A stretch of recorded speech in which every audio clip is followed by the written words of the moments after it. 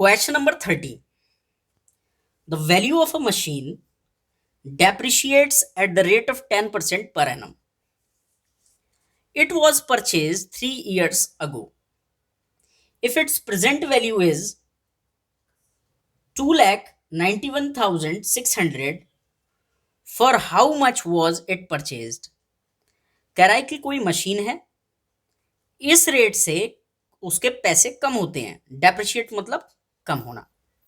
अगर 3 साल पहले वो खरीदी गई थी और अब 3 साल के बाद प्रेजेंट में उसकी वैल्यू इतनी है, तो बताइए वो कितने की खरीदी गई थी. ठीक है, क्वेश्चन इंपॉर्टेंट है और समझ लीजिए. जितने की वो खरीदी गई थी 3 साल पहले वो नहीं पता, तो जो प्रिंसिपल है वो हमें नहीं पता, तो मैं उसको लेट कर देता हूं कि वो एक्स रुपीस की खरीदी गई थी. ठीक है. अच्छा, रेट कितना दे रखा है? रेट हमें दे रखा है 10% पर एनम. ठीक है, 10% पर एनम. और वैल्यू जो है डेप्रिशिएटेड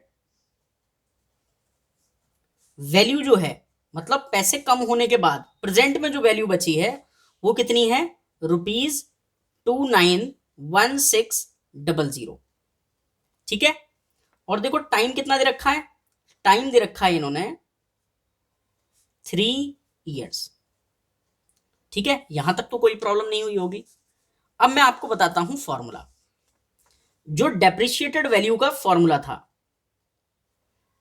जो हमने प्रीवियस क्वेश्चनों में लगाया है वो था P ब्रैकेट 1 माइनस R/100 की पावर n.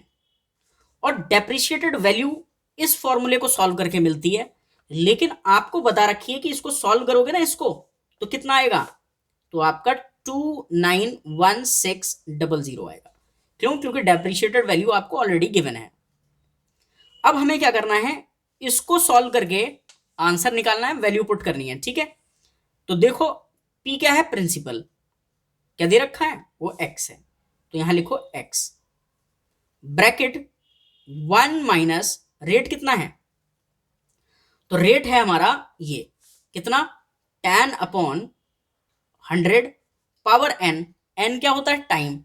तो टाइम दे रखा है वो है 3 इक्वल्स टू 291600. अब देखो इस जीरो से ये जीरो कैंसिल, तो हमारा x तो ऐसे ही रहा. 10 1 10 और 1 चला गया, माइनस है ना 1, तो 10 1 10 और 1 गया तो क्या बचा? 9/10 की पावर 3 इक्वल्स टू 2916 और 00. थोड़ा सा यहां कर लेते हैं. अब देखो, आप जानते हो 9/10 के ब्रैकेट पर पावर 3 है, तो कितने बार ओपन होगा? तो x इंटू 9/10, 9/10 और 9/10 इक्वल्स टू 291600.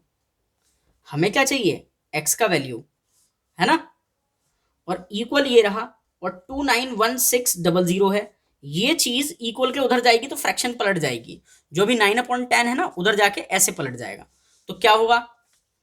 तो ये जो 9/10 है उसकी जगह हो जाएगा 10/9.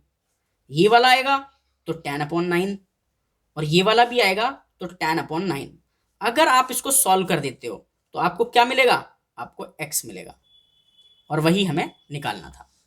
अब देखो मैं क्या करता हूं, 9 9 81 और 81 9 क्या होता है? देखो 81 9 क्या होता है?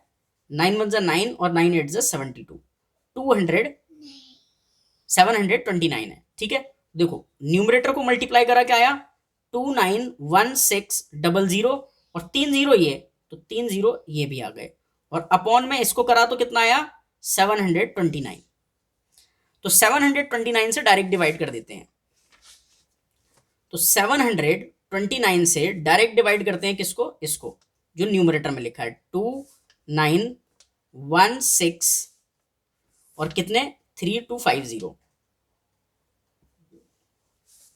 अब देखो ऐसा टेबल पढ़ो, ये 3 डिजिट है, तो 3 डिजिट अगर मैंने ली तो ये छोटा रह गया, तो हम डिजिट लेंगे 4. ऐसा टेबल पढ़ना है कि ज्यादा ना हो, देखो 7 4 जा 28 होता है, तो 4 टाइम्स जा रहा है लगभग, तो 4 9 जा 36 की 6 कैरी 3, 4 2 जा 8 और 3 11 का 1 कैरी 1, और 4 7 जा 28 और 1 29, देखो पूरा पूरा चला गया, तो कुछ भी नहीं बचा। फिर ये जीरो आया, डिवाइड ब्रेक हो गया तो जीरो, तो कितने जीरो बनेंगे, तो कितने जीरो आएंगे 5, है ना, तो 1 लगा दिया था, 4 और लगेंगे। ठीक है, तो हमारा आंसर क्या हो गया, 4 के पीछे 5 जीरो। ठीक है, 4 लाख।